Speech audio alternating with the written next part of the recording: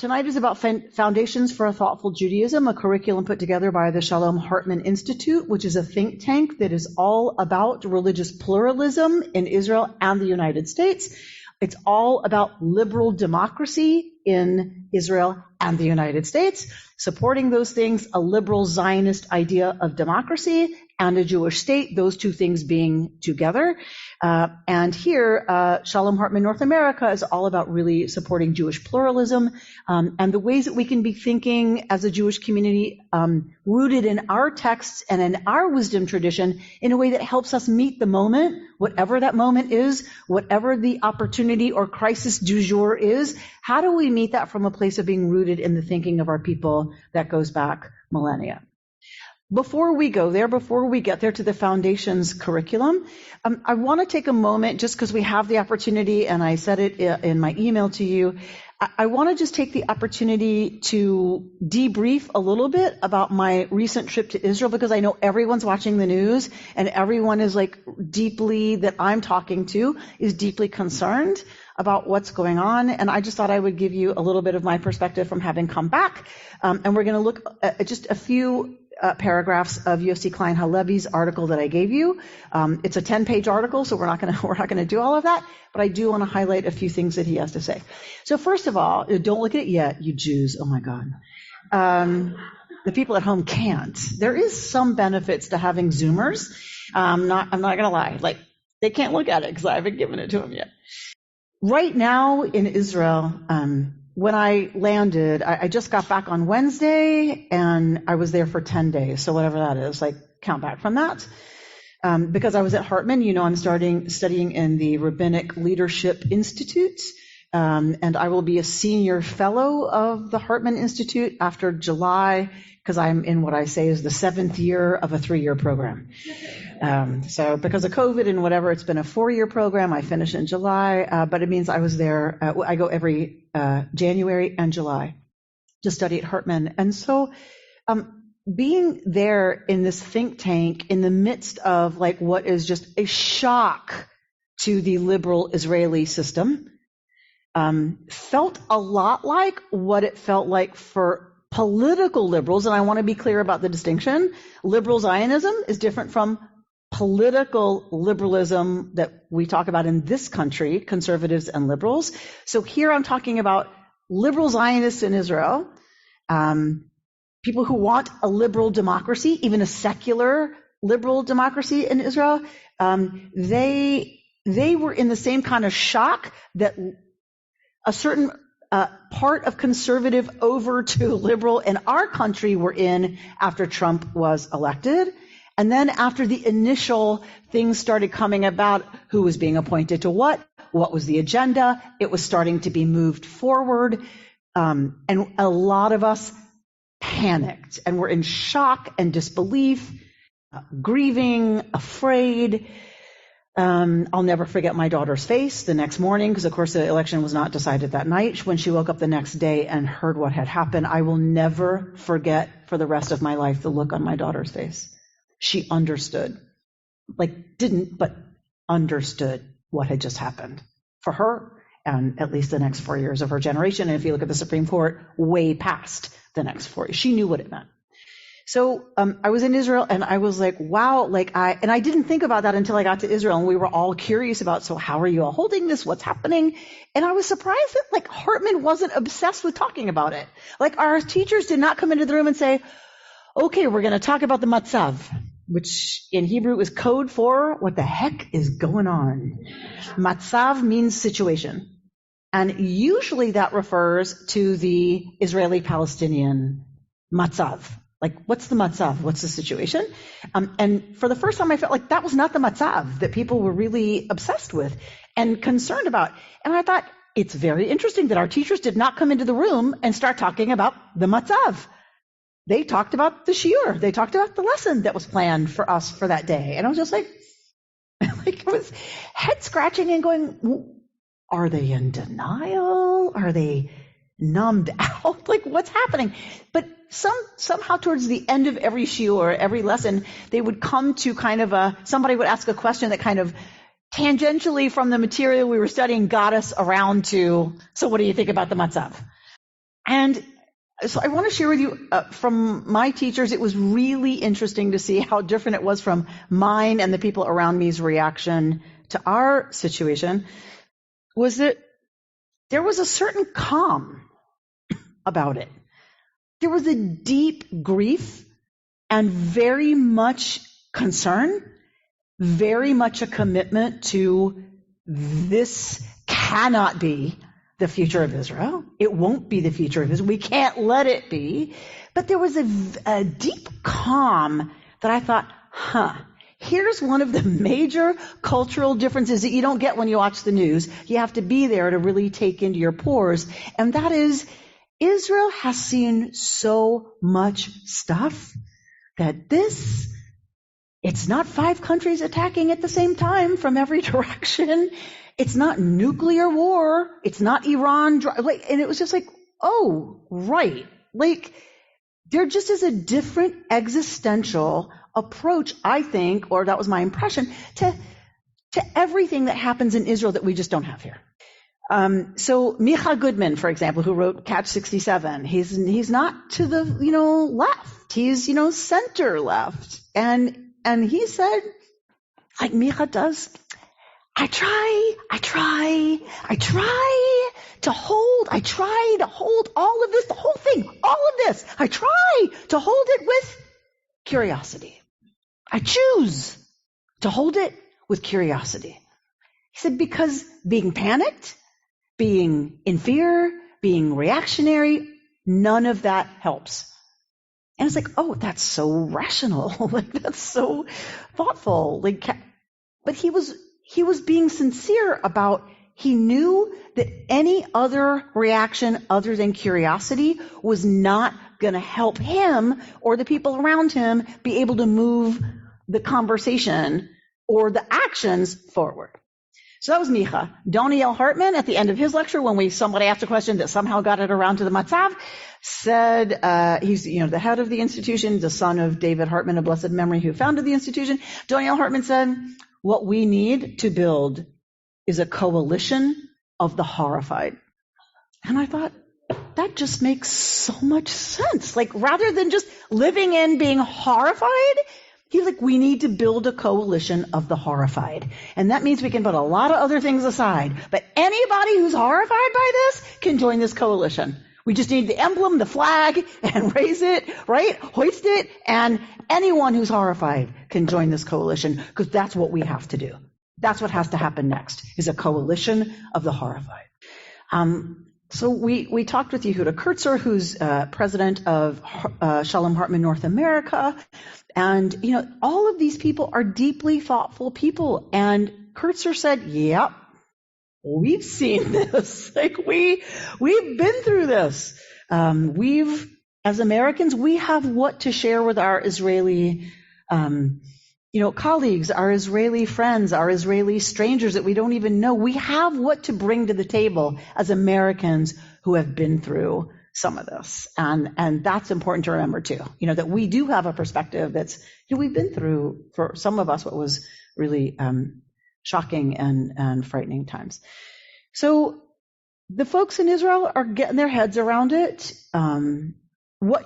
Those of you who don't know what's happening, it's fine. I've given you Yossi Klein Halevi's laying out of what he sees as the reasons this government is so terrifying. So if you don't know why it is, that's fine. I'm not trying to read you out of the conversation. It's right there in front of you. Take it home, read it, study it. Those of us who do know and are terrified, take it home, read it, study it, because he has a lot to say, I think. And he's a centrist. He's definitely a centrist. He's not a leftist. He's not a liberal in that sense. He's a liberal Zionist, but he's not a liberal in the way that we would talk about it in this country. He's definitely a centrist. Maybe on some things even center right. What I want to also say is this article helped me kind of categorize the different areas that are under threat, and I feel like we need to do a better job of doing that in our discourse in America. Like, to really lay out as clearly as someone like Klein Halevi does, kind of what is going on and in what areas, and then what does that mean in terms of the existential challenge? Like, obviously, January 6th was a challenge to democratic process. Duh. Newsflash from the Department of Duh. What's I would love a concise, Yossi Klein Halevi article on how we can kind of get our hearts and minds around that as Americans dealing with the same issue in our country. So if you don't know what the issues are, he lays them out really well. If you know what the issues are, to be really nervous. I'm very nervous for the world community's reaction to this. Very nervous. What I want to say, though, is that we have a WhatsApp group for our Hartman cohort, and I got here, like I said, on Wednesday, Saturday night, right after Shabbos, which was Saturday morning for us here. Okay, I was looking at my phone on Shabbos. Don't tell anybody. My colleagues in Israel were posting 80,000 people were in the streets demonstrating against this government in Israel. Rainbow flags everywhere, flags that said democracy in Israel everywhere. 80,000 people in a country that's the size of the state of Vermont. Think about what 80,000 people here in California. It's about the same size. Israel's about the same size as California. 80,000 people demonstrating here what that would mean for us and what that would register with, right? If our national government were just here in California, what would that say to the White House if 80,000 people turned out in California to demonstrate against the policies and what's going on with the government? So you don't hear that. I'm a little concerned about that we don't hear that anywhere. We don't see those images. We're not seeing that. We see Tiananmen Square when that happens, but we don't see, and we see it in Iran, thank God, right? It's happening in Iran. We're not seeing coverage of 80,000 Israelis protesting this government. And so where are you going to hear that? How do you know that? And so I'm a little concerned about what the media is doing, which I'm always a little concerned about when it comes to Israel. Unless there's anything else, then if anyone has something they want to say before we go on, I just want to look at a couple of paragraphs of Yossi Klein Halevi. And whenever I'm talking about this and reading about this right now, I do kind of feel like we're talking about, in some ways, America too. It gets this, and we know this, it's everywhere. It's not just Israel and America. We know that it's happening everywhere, that authoritarianism is on the rise, democracy is under threat, in a lot of places. So I want to look at page 4, the meaning of Israel's democracy, where it says, Israeli democracy is a miracle. No other democracy has faced the kind of relentless threats as Israel, moving from war to terrorism, diplomatic isolation, and economic boycott, sometimes successfully, sometimes less so. Israel has maintained a balancing act between security needs and democratic norms, even as it absorbed one wave after another of traumatized refugees from countries with no democratic traditions. Other societies would have long since broken under the strain, yet our democratic institutions and ethos have held. True, Israel's not a paragon of democracy. A nation under permanent siege and caught in a long-term occupation with no safe way out can't possibly be an objective democratic model. But Israel is a paragon of the struggle for democracy within near impossible conditions, a laboratory for testing the strength and limits of democracy under extremity. Far-left anti-Zionists despise Israel's struggle as a whitewashing of its sins, dismissing the relevance of the context in which Israel must navigate. Far-right hyper-Zionists likewise despise the balancing act between security and democratic norms. I think we're dealing with a similar kind of thing in our country. But drop down to page 5, the visions of a Jewish state. And yet the Netanyahu government is hardly invulnerable. Polls since the election, this was hopeful for me, show growing unease among a substantial minority of Netanyahu voters. According to one poll, 61% of Israelis, and crucially, 40% of those who voted for coalition parties are worried for the future of Israel's democracy. I think that is something we need to say far and wide when people say, how could this government be elected? A lot of folks, it was half the country, and now we have folks who are very clearly worried, even ones who voted for parties who are sitting in Netanyahu's government. If you go to page 7, this election exposed 2 opposing visions of a Jewish state. For the ultra-Orthodox and the ultra-nationalists, Israel is the state of Judaism. Orthodox Judaism. For classical Zionism, though, Israel was intended to be the state of the Jewish people without imposing a uniform notion of authentic Jewish identity. The difference is crucial.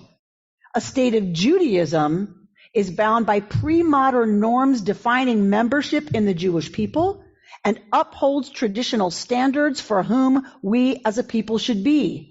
The state of the Jewish people, on the other hand, accepts the Jews as they are. This is the critical fight, both on the right and the left.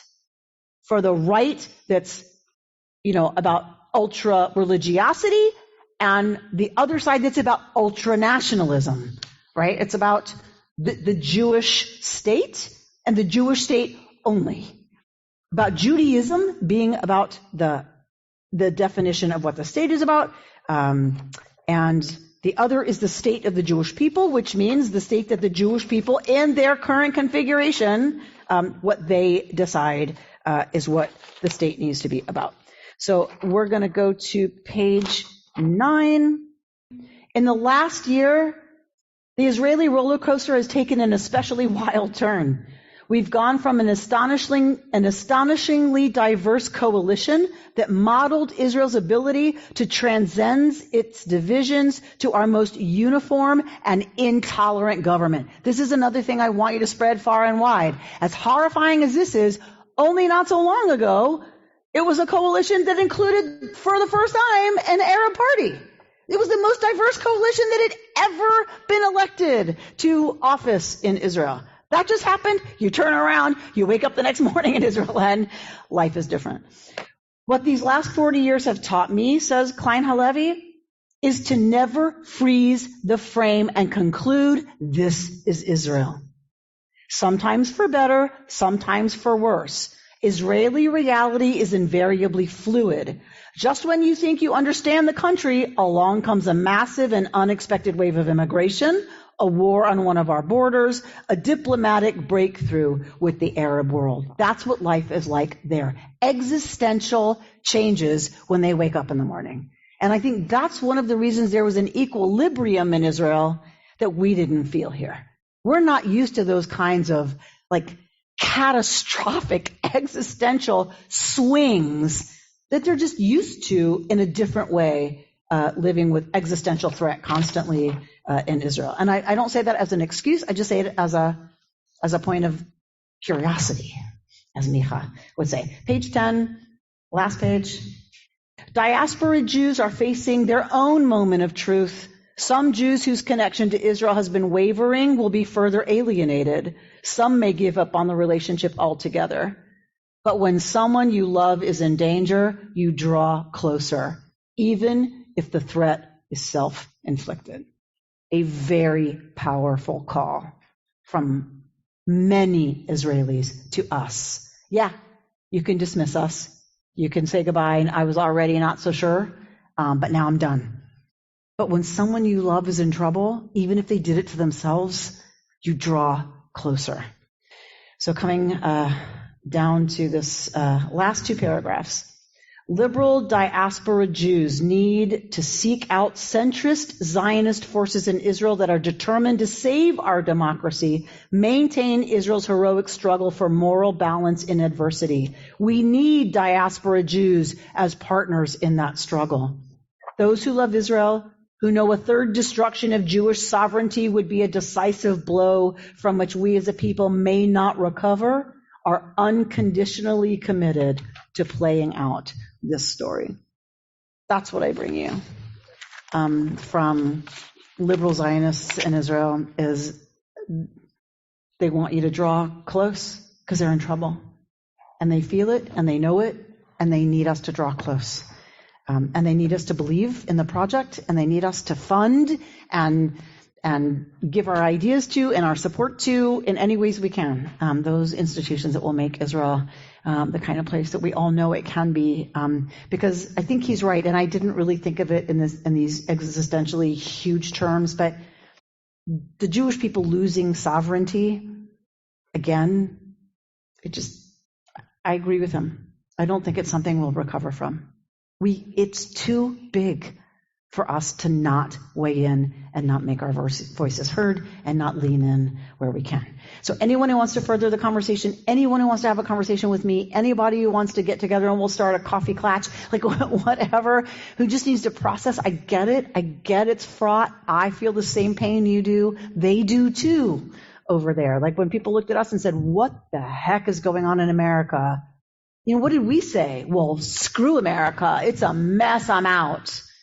No, right? We said, I'm a patriot. And being a patriot means I'm going to fight for this place. I'm going to fight as hard as I can in whatever ways I can to make this the country I know it can be if she lives up to her values and her founding ideals as articulated in so many amazing places. And that's what I feel like we're being asked by, liberal Zionists in Israel to do is lean in wherever you feel you can to contributing to the building of the Israel that you want to see. That's what they want from us. They're asking that from us. And so that's what I want to offer you from having just been in Israel. And for those of you who have questions or comments, I'm thrilled for you to reach out to me about that. All right, anything you want to say in here? Stephen Lewis. So we can't be part of the 80,000, which, by the way, I did see on CNN. So somebody is covering it. Since we can't be part of the 80,000, how do we have our voices heard as American Jews when so much of what they're even saying even negates us being Jewish? Yeah. So we ignore what they say about we're not Jewish because that's garbage, right? It's BS. We are Jewish. And they know that. So it's about where do we know? So looks like the mic wasn't getting to y'all at home. So the question is that Stephen Lewis asked is, your incoming president, and our president is here as well, Larry Krauss. But our incoming president asked the question, we're not part of the 80,000. We can't take to the streets. They don't even recognize some of us as Jews. What are we supposed to do? We don't accept we're not Jews. We are Jews, and even still, most of the definitions would include everyone here who could make Aliyah tomorrow afternoon if they wanted to. So that's garbage. How do we make our voices heard? It's about figuring out, what are the organizations, the institutions, the people who are doing the work that you feel for you are organizations that support the Israel that you want to see happen. Definitely making your voice heard wherever there's opportunities for when there's an opinion that you can just type in your comments, that we call our senators, that we call our congresspeople whenever they support Israel, the kind of Israel that we want to see and the policies that we want to see. We need to reinforce it wherever we see it happening. And just, if you have Israeli friends, to say, we're here, we get it, we're with you, right? And to just not accept whatever you hear, whatever the talk is on the street. We don't accept it. Like Klein Halevi said, you can wake up tomorrow morning and it's a different Israel. So do not do a snapshot and say, this is Israel. You don't get to do that. Nobody gets to do that. And so just kind of challenge the narrative, that I just think it's so important for us to own the conversation and not go, I know it's complicated. Right? And so we're not part of the 80,000, but we're part of the thousands here who can stand up proudly and say, I'm a liberal Zionist, and you don't get to characterize this government of Israel as permanent and who she is really any more than we get to say whatever period of our history, right, is who we are permanently as America. Just wherever you can, wherever and however you can. All right. So FTJ, people.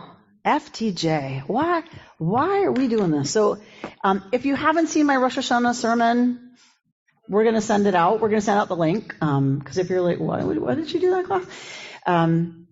When I talked at Rosh Hashanah, one of the things I talked about was, again, having been at Hartman for the summer, and what Hartman talked about was that we have become so immersed in our political identities in this country that really is, for most Americans, their primary identity. Democrat or Republican. You have some independents, that's fine, but that's an identity too. But really, our identities have become politicized to the point where we don't have a lot of other parts of us that interact with other people in the world, that interact with ideas, that interact with policy suggestions, that interact with how we see the news and how we take that in and how we respond. We really have become political people. The challenge of that, of course, is that we live in what Micha Goodman calls the unintended consequences of the technical revolution, which is polarization. The unintended consequence of the industrial revolution is climate change. We have all these machines. It's going to make your life easier. It's going to be great. You don't have to do this and do this and do this and do this because we're going to have machines that do that. You don't have to have horses and it's so slow. We're going to have cars. We're going to have trains. We're going to have planes and automobiles and all that stuff. It's going to be great. It's going to make life easier and better. What happened? An unintended consequence of that is that we're destroying the planet that we live on, that we want life to be easier on, right? It's an unintended consequence. So he says, Micha Goodman says, that polarization is the same thing, but the result of the technical revolution. So with the advanced technology of the phones that you're holding in your hands, the computers that are sitting in front of you, your tablets, your iPads, your screens, your YouTube that's on your TV, that's on every device you have, what has happened is, what was assumed to be a way we were all going to be connected and information would now be shared globally and everybody would know the truth because all the facts would be out there, everything would be clear, everyone could see everything and everybody would know, and people in places that never had that before, the light would be shown in those dark corners of the world and the humanity would come together around truth. Yeah. That didn't happen so much, right? What happened was an unintended consequence, which were algorithms that got developed, and we know this, of course, from the Facebook leak. I know you all know this, I'm just going to say it, but from the Facebook leak, we know that, right, of course, the algorithms now send you things that all they care about is that you put your eyes on it, and better than that, respond to it. With a like, respond thumbs down, respond how dare you, whatever you respond, advertisers know they've got your attention. That's money for, as we know, whoever's in charge of that platform. So the algorithms now push stuff to you to get your attention. So they know what you're watching, they know what you're listening to, so they push you the next thing that's going to push you to the next limit, which means it filters out a bunch of other stuff. So we are now living in echo chambers. We are living in bubbles. What used to be a mirror to us has now broken into shards, right? There were things that used to mirror to us reality. When you used to watch the news when I was a kid, which was like getting longer and longer and longer ago. But when I watched the news as a kid, there was an authority on the television, and what the television on ABC News, Peter Jennings, showed you, Walter Cronkite, yes, I do remember Walter Cronkite, would show you, media showed you a mirror of your world. Do you remember that? Well, you're too young, Sydney. Don't even try. Yeah, you too, Mayim. Don't even try. We used to sit down and look at media that we consumed to reflect the world, like kind of as we understood it. I'm not saying it was accurate, but it was a mirror of our reality. That mirror, someone took a brick and unintentionally shattered that mirror, and now we're living in the shards. Now when we turn on media, we get like a shard. And that's all that's reflected back to us of our reality. So we don't see the rest of the shards. And so it just amplifies one position. So this is the danger of our time. And given that now those realities that we experience are really filtered through the lens of politics and our political identities, it means we're losing a richness and a thickness of identity that is the only corrective a lot of us can think of to the problem we're in.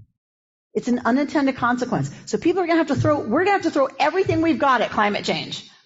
But we also have to throw everything we've got at the unintended consequences of the technological revolution, which is polarization. This class is a laboratory to try to start seeing if we can do some of that here. So the same way that we don't know if we can clean up the ocean, but let's take this thing and put it on this thing of plastic and let's see if that eats it up and let's see if that dissolves. Right, okay, so that worked, yay! That didn't work, we have to try something else, right? But that's what this is, a laboratory for us to see if we can't start pushing against the forces of polarization. How do we do that? We do that by coming back to our tradition, and we start to expand our identity as Jews, people rooted in the wisdom of our tradition and the way our tradition has approached every single challenge it's ever faced.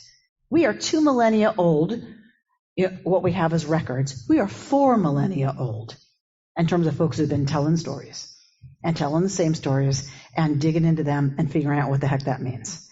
So we are inheritors of a 4,000-year-old tradition, 2,000 of which we have a lot of record for. So Foundations for a Thoughtful Judaism is Hartman's way of trying to say, how do we deepen our Jewish identity and how do we bring that to bear on everything we deal with today as modern humans? Take out your first sheet, that is the Hartman sheet. The first one that's about Hartman and not the Yossi Klein Halevi piece should be the first piece of your texts. Y'all at home don't have this, it's okay. I'm going to read it out loud. You're going to have the sources. Tell me what page it says at the bottom. 5.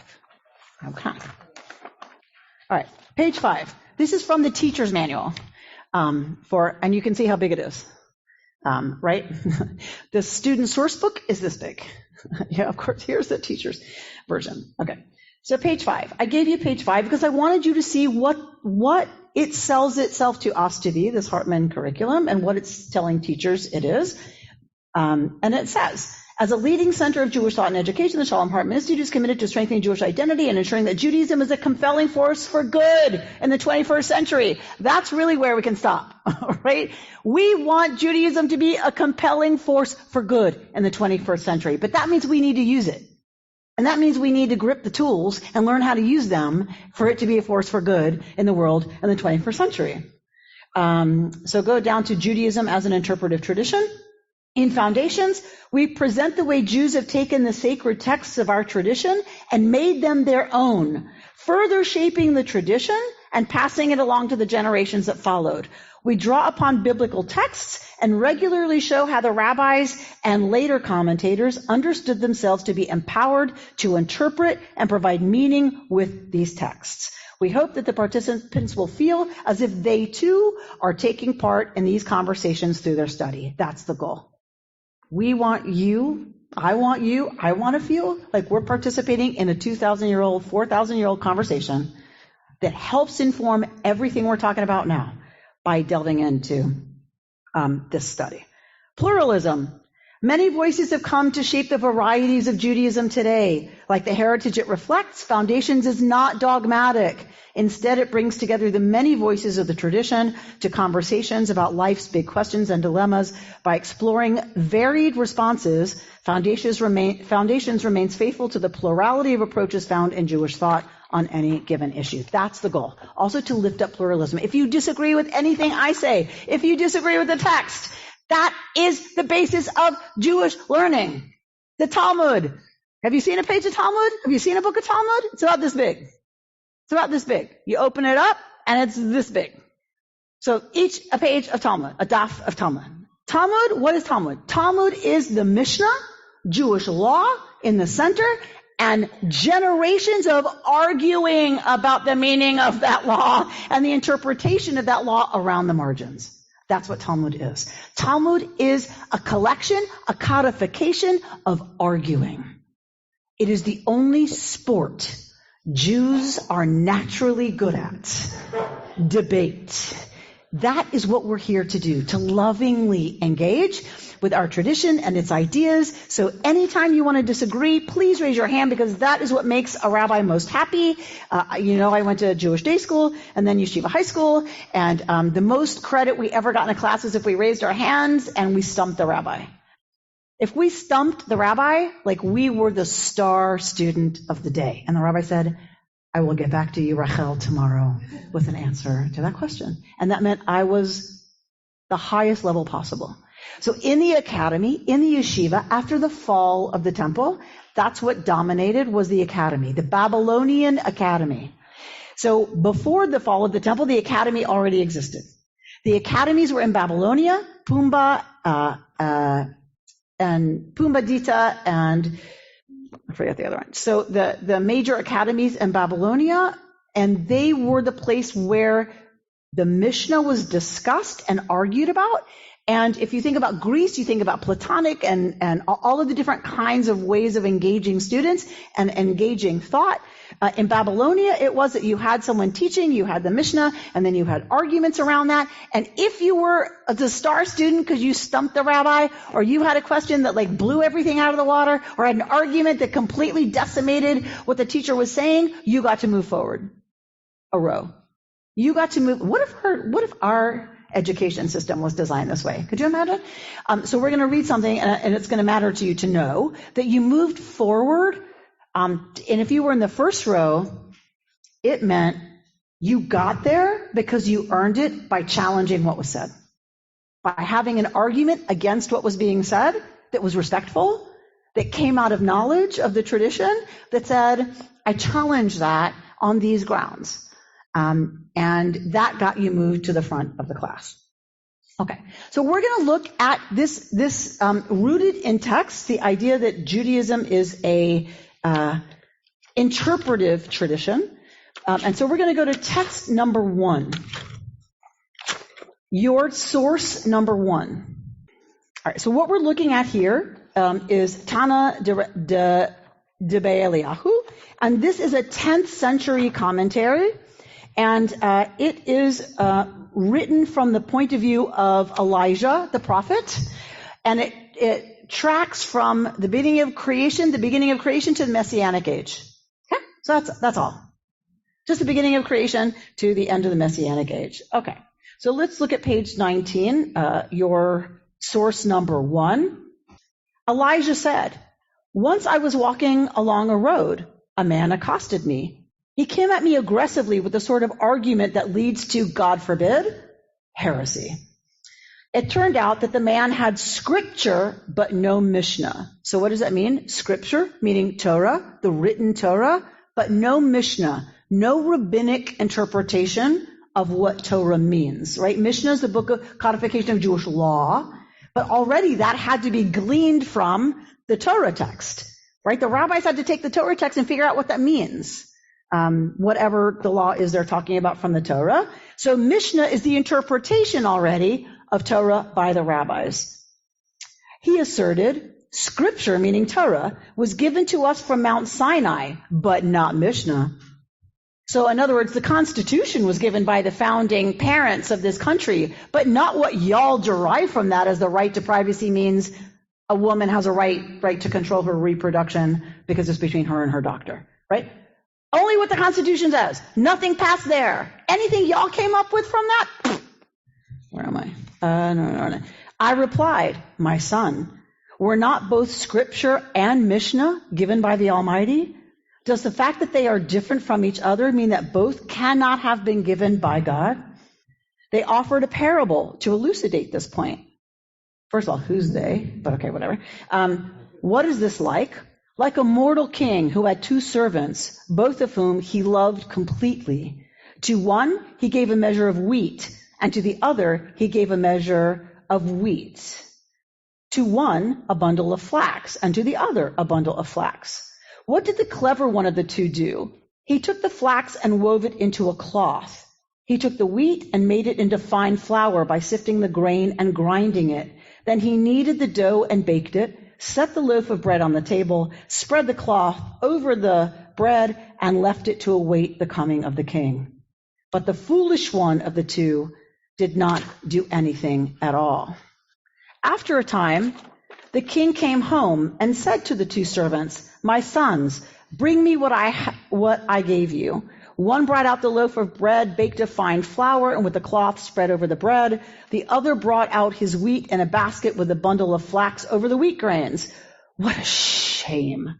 What a disgrace. So too, when the Holy One gave the Torah to Israel, God gave it as wheat to be turned into fine flour and as flax to be turned into garments. Okay? What do y'all make of that? What's it saying? This is a rabbinic position to support the fact that not only words of Torah were given at Sinai, not only the word of God is found in the words actually of Torah, but in the words of interpretation. Bert? That it's a partnership and that we have something to add, and our engagement with Torah and engagement with that is valid, important, critical, must be, and that this too is given by God. If God didn't want us to have this too is given by God, what do you mean by this too? The ability to reason, the ability to think. If God didn't want us to have free will, if God didn't want us to think, going back to the Garden of Eden, then God could have just made us like animals, just automatons. But we were not made that way. So, but the ability to think, so I hear you, that the ability to think is God-given, and therefore, like you could say, well, duh, like then we're going to take this and run with it. There are people who say we were given the ability to think, and that means we're given the ability to decide that we accept fundamentally the Word of God and don't move from there. Right? So it's a very different position to say we're given a brain and a mind and an inclination to ask and question and interpret and extrapolate and so on. And that is a divine desire for us. And even if you don't accept the Torah as divine, you don't have to. Like this is the language of the rabbis.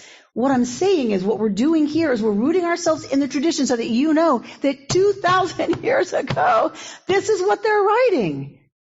These are the rabbis who are saying the words of Torah given to us as wheat were meant to be turned into fine flour from which we bake amazing yumminess.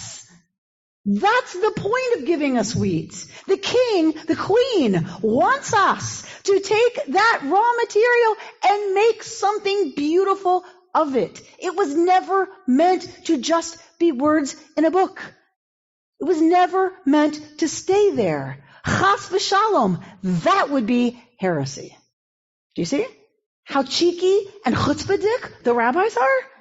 They're challenging the founding fathers.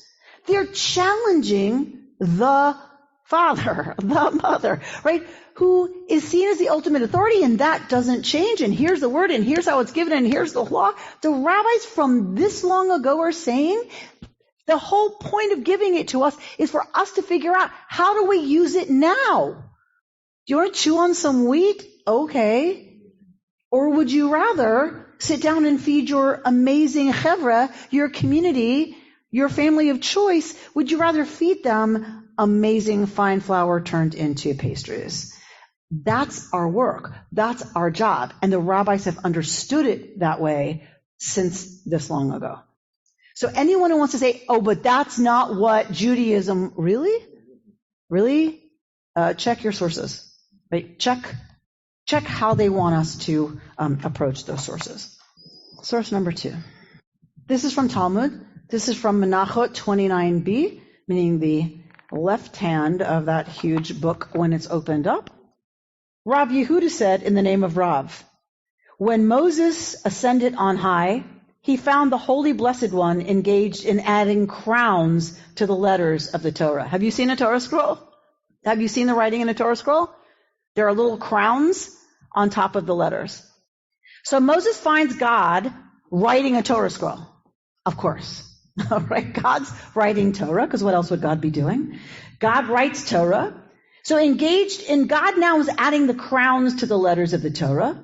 Said Moses, Master of the universe, who compels you to do that, right? Like, all you have to do is write the words. Who told you have to put these fancy little crowns on the top of it? What's up with that? It's like my dog, like looking at me when I'm in the bathtub, like, you're the boss. Like, who made you get in the bathtub with all that water? And God answered, there will arise a man at the end of many generations, meaning a hero, right? Who's the hero? Akiva ben Yosef. This is Rabbi Akiva by name, who will spin out of each tittle, heaps and heaps of laws. Master of the universe, said Moses, permit me to see him. God replied, turn around. Moses went and sat down at the end of the 8th row, the back of the room, and listened to the discourses upon the halacha, upon the law. Not being able to follow their arguments, he was ill at ease, is your English. His strength fell to the floor. His strength dropped. He was, what is happening? I can't follow what's happening. It's my Torah. I gave them the Torah. I know the Torah. What the heck are these people talking about? He was his strength just dropped to the floor. But when they came to a certain subject and the disciples said to the teacher, from where do you know this? And the latter replied, it is a law given to Moses at Sinai. Moses was comforted. Talk to me about what's happening here. What are the rabbis saying here? Lori. What they're saying is that even though it seems new, it all comes out of the original kernel of truth. And so the newness of it shouldn't be threatening because it's all tied back to the source.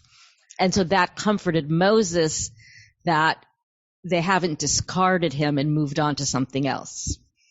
All right, so there's two things you said. One is that the rabbis are saying it didn't come from somewhere else. It actually came from Torah Sinai. It actually originates there, so don't worry, right?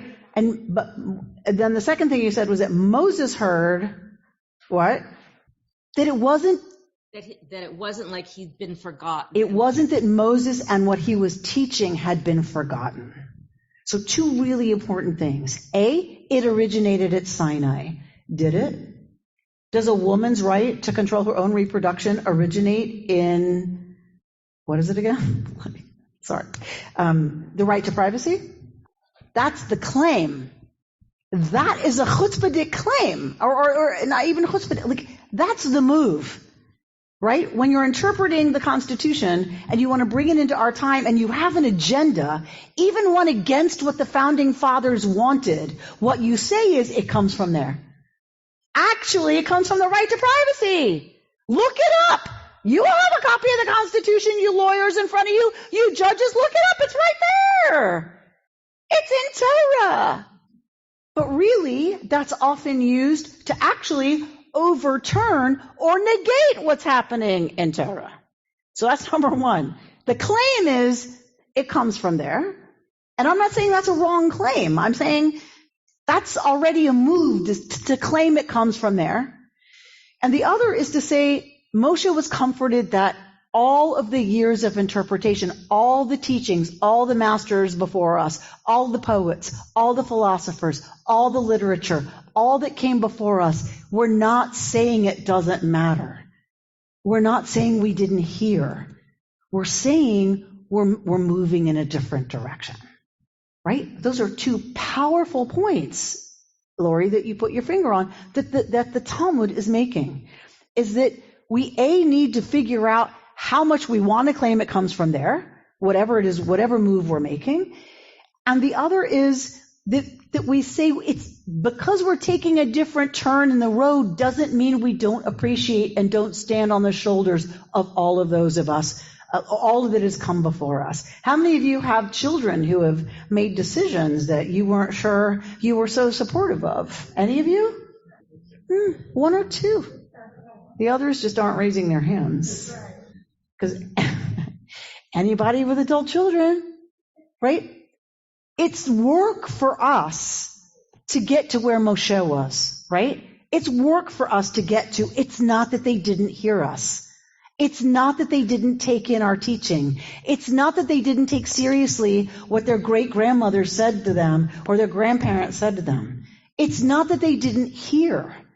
And it doesn't mean it's a negation of all that. It means I heard you.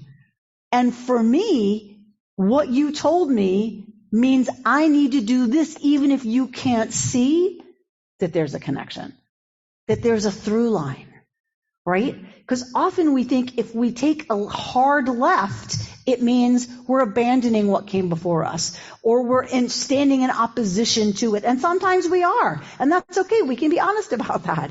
But what our interpretive tradition is saying is it's a lot more nuanced than that. And our job is to make sure we are listening to our great-grandparent who has something to say to us. We don't have to do what they did. We don't have to accept their way of seeing it, or their argument, or their result, or where they got to. If we don't take seriously that wisdom and that inheritance, we are making decisions from a much shallower pool of knowledge and experience. And that is a dangerous thing. And as we look around the world at what's happening that feels really dangerous, it's about people making decisions that aren't rooted in a lot of learning from, right, lots of different sources. And our job is to make sure we're rooting ourselves in the Jewish ones. Bert? At the same time, for a lot of liberal Jews feel that the idea of interpretation and evolution is something that just came about in Judaism. If I understand you properly, you're demonstrating that this is in fact the Jewish tradition. Yeah. It is not against the Jewish tradition. It is the Jewish tradition, and not changing and not being willing to look at new things is not the Jewish tradition. Thank you. That I could not have said it better myself. Thank you. Exactly right, Bert. That I think part of what I want us to do in this time together and in looking at these sources and to really marinate in the approach of our tradition since way back is exactly what Bert said. We're charged as liberal Jews with changing everything, and it's the traditional Jews who are preserving, and that's just not true. It's the opposite. Bert said it's actually just the opposite. What this text shows us, Moshe is like, whew, okay. He has no idea what they're saying. Do you understand that from this text?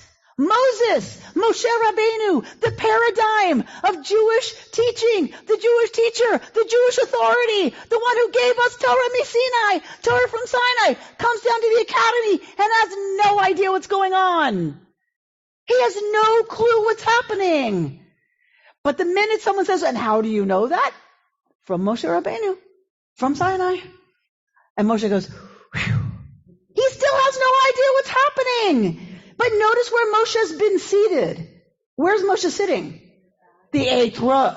He's sitting in the back of the room.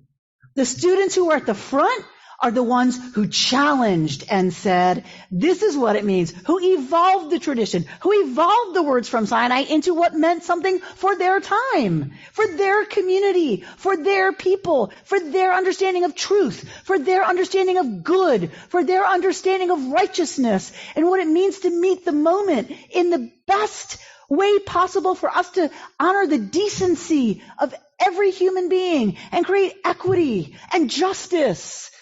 If that means ruling against whatever Moshe wrote down in the Torah, so be it. And Moshe gets it. Okay.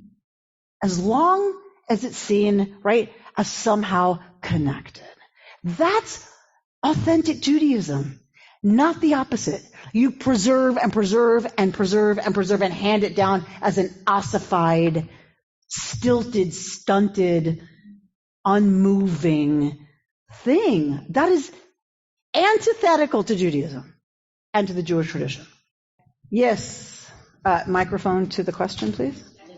I don't know if this actually follows what you're saying. In fact, what I was thinking at the time of this, a newer group of people looking at what Moses said and said, but what if we looked at it this way and then did this? Fine. But for every group that says that, oh no, we can't do that.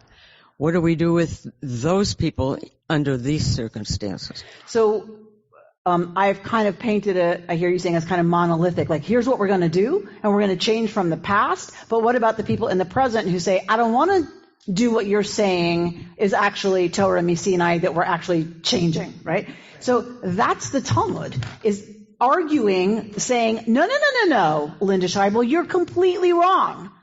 That is exactly not how we're supposed to do it. Couldn't be, I know. That's not how we're supposed to do it. We're actually supposed to do it this way. And then there's a whole discussion and an argument that ensues about what's the best way forward. What's the best plan? What's the best policy? What's the best way for the Jewish people to meet whatever the circumstance is that they're addressing? And then it always goes by what? How's the decision made? It always goes by what? Always the majority. It always goes by the majority, and the minority opinion is always recorded. Always. In Roman law, about the same time as a lot of this is going on for the Jews, in Roman law, you get the code of Jewish. You get the code of Roman law. You get the thing. Then you get a little bit of the argument, and then here's the decision. In Jewish law, the codification of Jewish law, here's the thing. Here's the argument. Here's more argument. Here's more argument. Here's more argument. Here's the decision. Here's the minority dissenting opinion and why. Here's the reasoning behind the dissenting opinion. Because the rabbis were wise enough to understand, because they were serious about this business of it evolving, that if it's going to evolve next Thursday, the circumstances could change. And then we may need to understand the minority opinion and all, not just it, but all the reasoning behind it, because we may need to apply that thinking to next Thursday. How far have we come from people who are ready to have that kind of argument and debate? That I can disagree with you vehemently and say the law needs to go according to me, and know that in a couple of years, something could shift. And your opinion and your thinking about it might actually be the right approach for that moment and that circumstance. But how would I know that if I haven't asked you?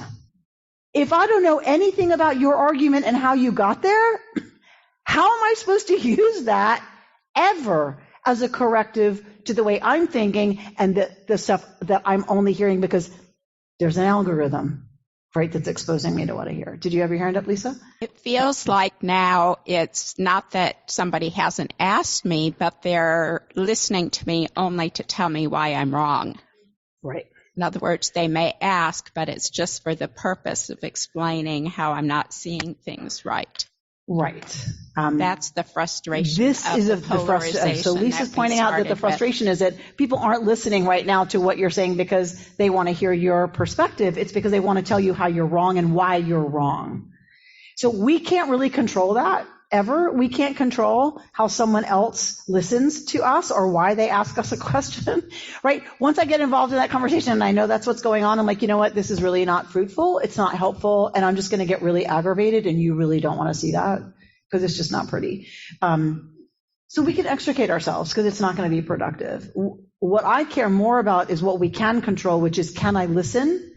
And can I hold someone else's perspective with a little more curiosity? And can I understand how they interpreted, like we started at the same place, let's say the Constitution, and we got to these radically different places. How did they get there? How did they get so wrong? But how did they get there? And what the Talmudic approach that we have lived in for those of us who live in that world and are exposed to it really are reminded all the time that it's about how, if I know how you got there, I can say, okay, I understand that and I wouldn't have made that left turn, but I understand how Lisa did. And there's got to be a lot of other people like Lisa. So how do we get to the thing before the hard left turn? How do I fix the road before there so that they can keep going? And I'm not saying everyone needs to agree with us or come to what I'm saying is we don't gain understanding until we know how the other side got there, and at least have some curiosity about that. Or how are we going to fix what has people going? And I'm sorry, I should be clear and I should be honest. I do think we're right about some things as people who are liberals. And I mean that as someone in a liberal democracy. People who are when we talk about liberalism, we're not talking about a political party. I'm not talking about the political spectrum. Liberalism as, individuals, lifting up the individual, liberalism, classic liberalism, I believe is the right path. And I believe this country believes that. So if we are a liberal democracy, then how do we get people to come back from ultranationalism, from racism, from xenophobia, from all the kind of crazy that goes against a liberal democracy's basic, fundamental, foundational values? So I do believe I want to pull people to, out of these ruts that they've fallen into off the side of the liberal democracy road. And I think we can't do that unless and until we hear how that happened for some of them. Dana? Keeping the discussion within the Jewish people, when you describe this, I'm not going to ask this question very well. You'll re-ask it. So you're saying those ultra over there people, and I'm thinking those Orthodox who came into, the creation of the Israel with the thought of participating, and turned out they got all this power. I don't see them looking at everybody's reasoning and thinking about it. It doesn't make sense what you're saying, because, and I mean, this is just in regard to the Jewish people. It feels like the Orthodox just don't get it. I had a conversation with Chabad rabbi. I said, I met a modern Orthodox, and it's interesting, you have a lot in common. He says, yes, we have a lot in common, all of us.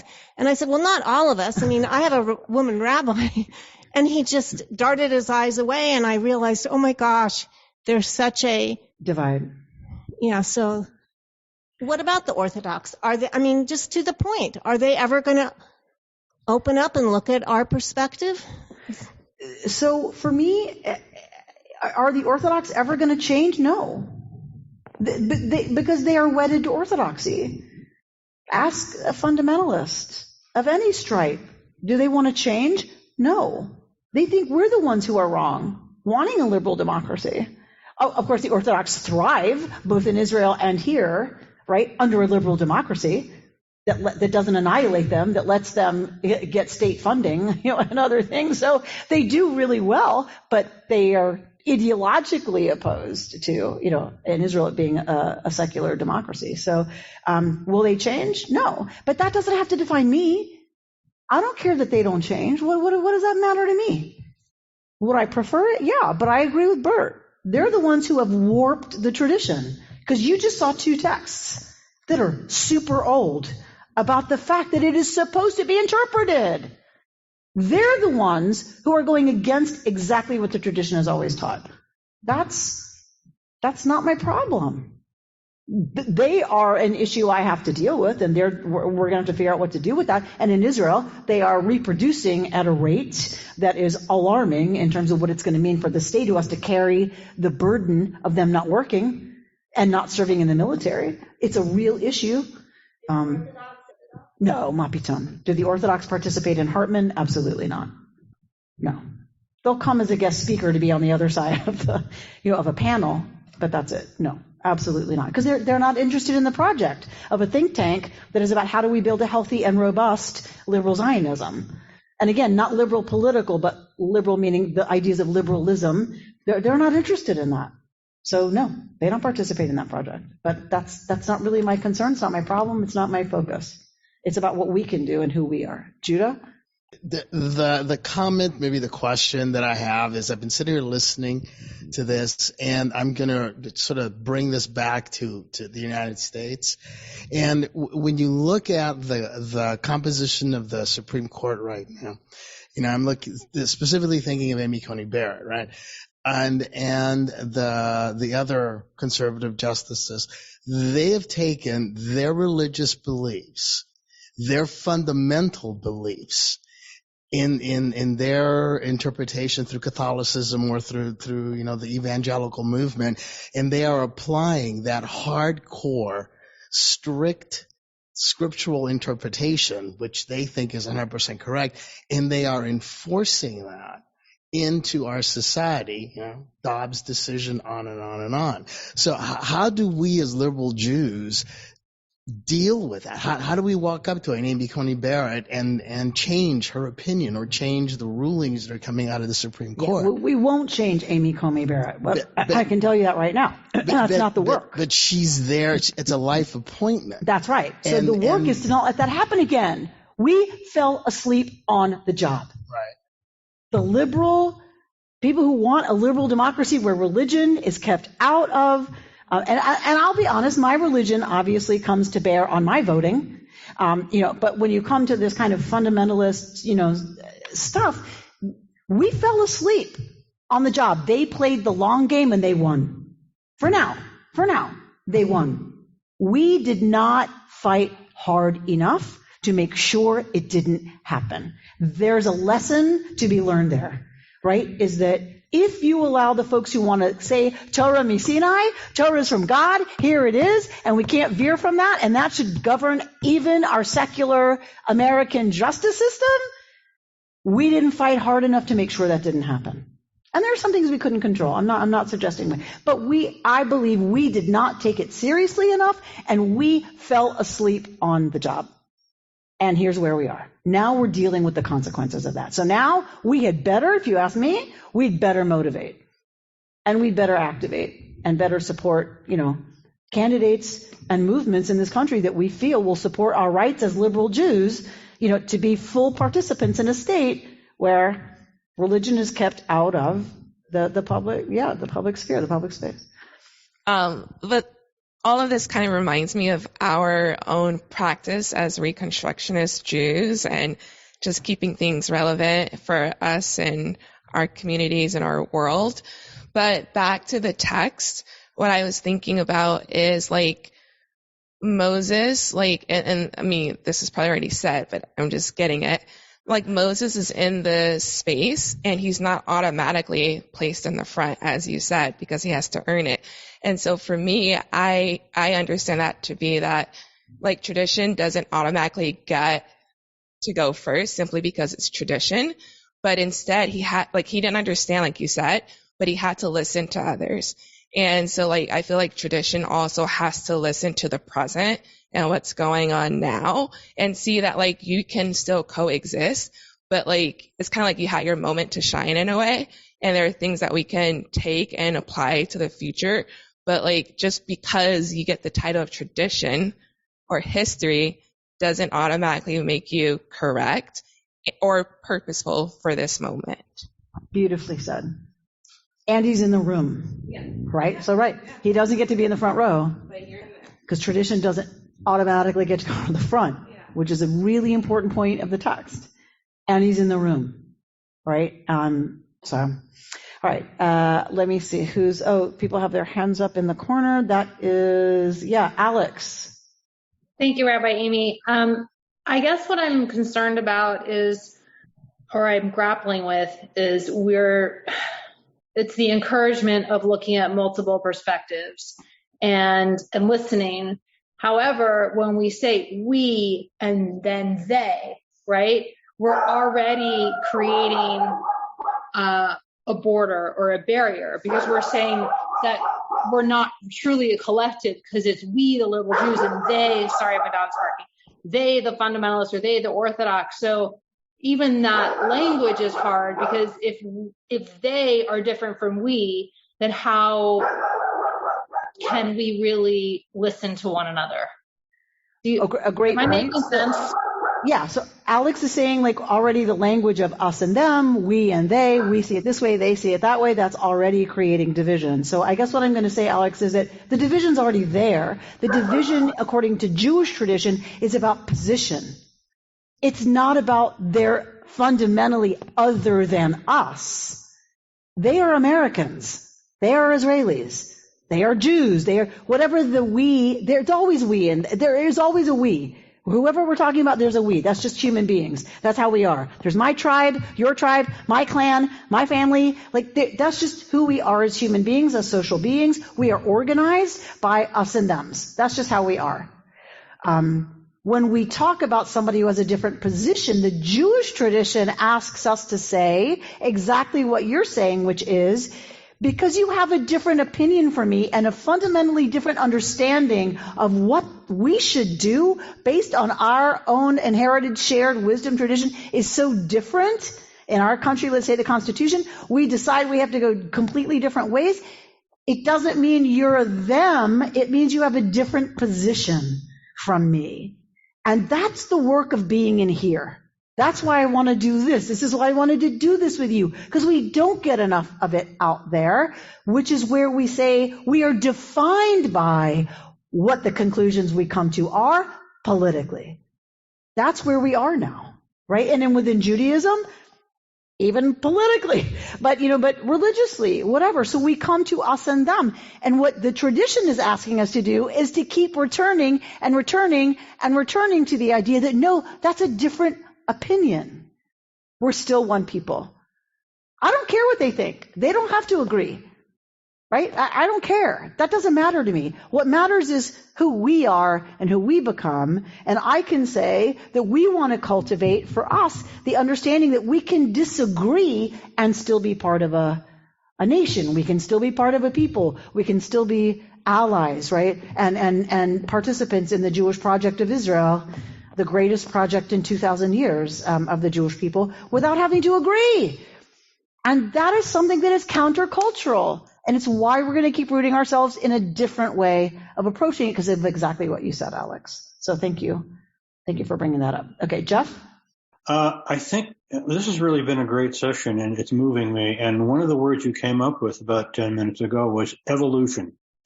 And that really struck me, that everything evolves. Even mountain ranges, animals, plants. And I'm going to use some symbolism here.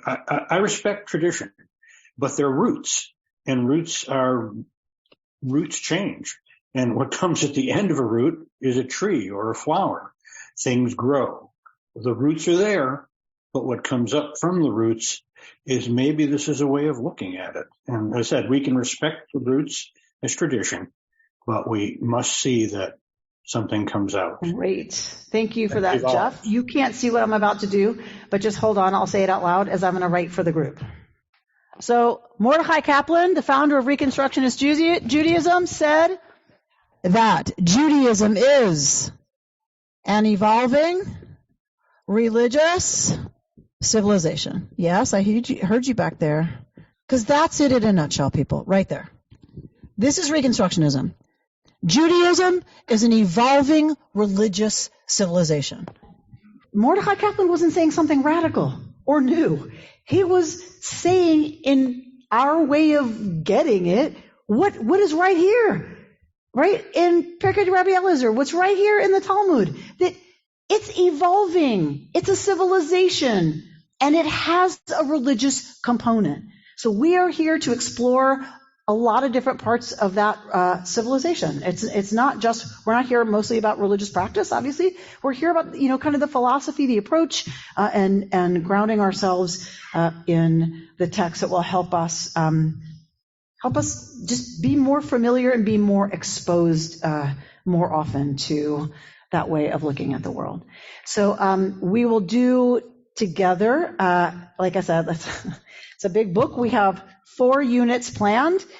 So this was the introductory class. We have 3 more. So we're going to do Unit 1 next time, Understanding Jewish Peoplehood. So I cannot tell you how excited I am that we're learning together, and we have 40 screens at home, and how exciting it is that there's this many of us ready to gather and have important conversations that hopefully can help us do the conversations we do out there differently and feel a little fuller as we do them.